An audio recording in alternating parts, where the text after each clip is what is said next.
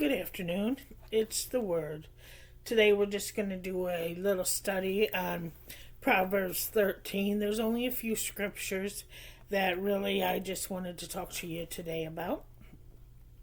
Verse 3 starts us right off the bat. He who guards his mouth preserves his life.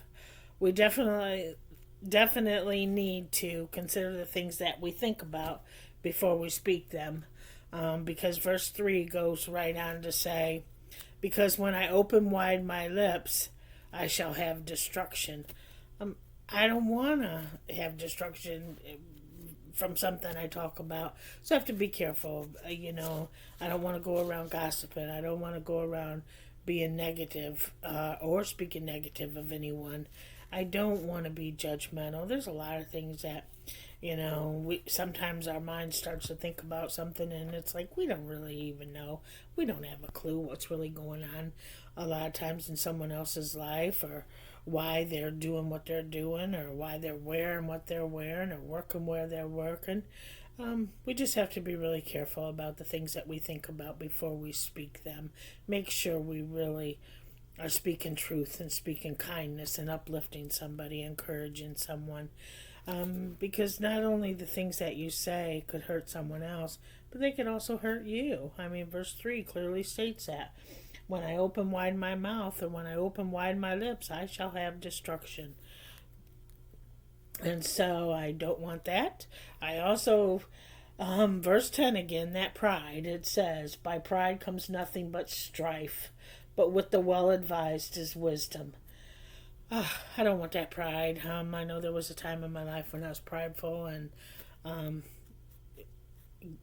don't want to be like that. I didn't even know I was being like that, but I just really had to pray about it, and it's like, Holy Spirit, please help me. God, help me. I don't want to be prideful. Remove this stuff from me, and so. And pride does it. It's how it starts fights. Verse 10 really clearly says that by pride comes nothing but strife. So let's get the pride out of our lives. And in verse 12, hope deferred makes the heart sick. Please get your hope up. It's hard to do. A lot of things are going on. It's hard to always be hopeful. It's hard to always know that God is going to turn things around, work things out for good.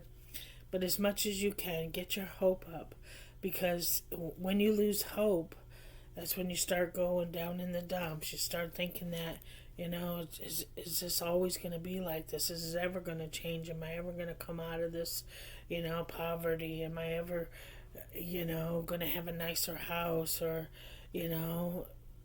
just so many things. When we start losing hope, we can just feel like it's just not going to get any better. So please, let's all try to work together, be nicer to one another, and I would love it if you would encourage one another in the comments.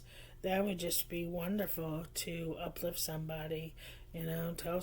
See somebody in the store, tell them, wow, you look nice today, or thanks a lot for helping me. I'm sure a lot of you do that, but it's just a little reminder. I'm reminding myself too. That's, encourage someone, help them, lift them up, and get your own hope up. And verse 15, good understanding gains favor, but the way of the unfaithful is hard. So good understanding gains favor. When you start understanding the word, and you start understanding that there's promises in this word, you start understanding that. You start applying it to your life, and then these promises start taking effect in your life.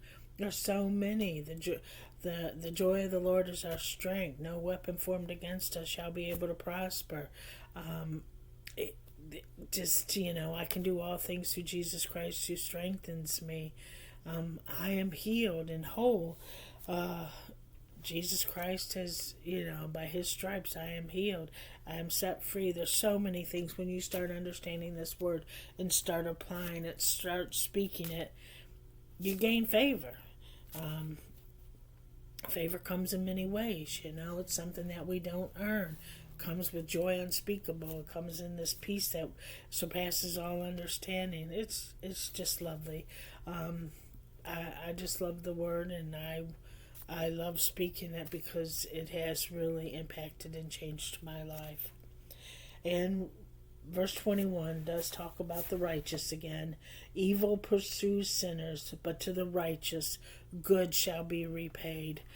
We definitely want to be good because, well, it has a lot of benefits. A lot of nice things come with being good, and you don't have to worry about getting in trouble, hanging around with the evil stuff and doing evil things. It leads to destruction.